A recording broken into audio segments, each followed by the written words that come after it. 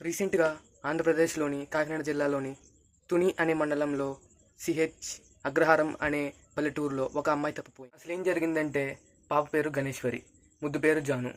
శనివారం మధ్యాహ్నం కరెక్ట్గా 2:30కి గణేశ్వరి వాళ్ళ నాన్న అతను పనిచేస్తున్న జీడి తోటలో నుంచి ఇంటికి భోజనానికి వచ్చాడు.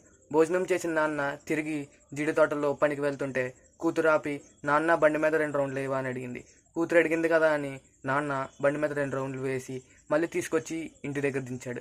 ఇంటి దగ్గర దించిన కూతురు అమ్మకు చెప్పకుండా నాన్న వెంటే కుక్కను తీసుకుని నాన్న వెంటే కొండల దగ్గర ఉన్న జీడి తోటల్లోకి వెళ్ళింది.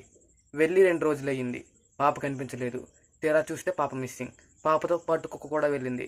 కుక్క 2 రోజులు పోయాక గాయాలతో మరియు పాప గౌనుతో తిరిగి వచ్చింది. అసలు ఏం జరిగింది అని పోలీసులు అందరూ గాలింపులు ఇప్పుడు కుక్కకి పాప ఆచూకీ తెలుసు. పోలీసులు తెలివిగా కుక్క మెడకి జీపీఎస్ ట్రాకర్ని అమర్చారు. జీపీఎస్ ట్రాకర్ అమర్చిన కుక్క అడవుల్లోకి వెళ్ళింది. కానీ ఆ రోజుల్లోనే తునిలో వాతావరణం పోలిన వర్షం తుఫాను వల్ల పాప జానుని వెతకడం చాలా కష్టమవుతుంది. కాబట్టి మనం అందరం జాను క్షేమంగా దొరకాలని కోరుకుందాం. పైగా పేరెంట్స్ అందరూ పిల్లలకి గారాబం పెట్టకుండా మీ చెప్పు చేతల్లో పెట్టుకుని కొంచెం స్ట్రిక్ట్గా పెంచండి.